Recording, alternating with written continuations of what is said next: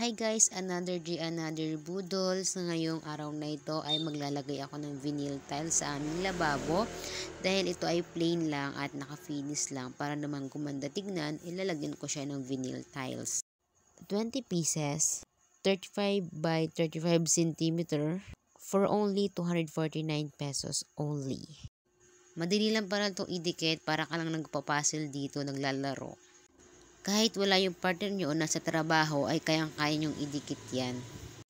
Kung bibili kayo nito, maraming pagpipilian ng mga kulay at iba't ibang design. Pwede pala itong vinyl tiles sa magaspang na semento o hindi pa pwede sa semento kasi nga madikit siya. Sa mga wala pang budget pang tiles, pwede itong vinyl tiles na ito. Good quality at madikit rin.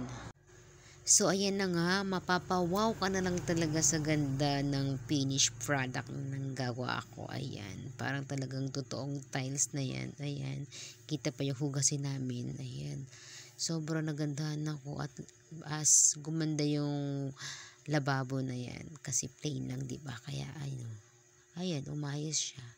Ang ganda niya. Kaya mag-check out na kayo nito guys. Super sulit.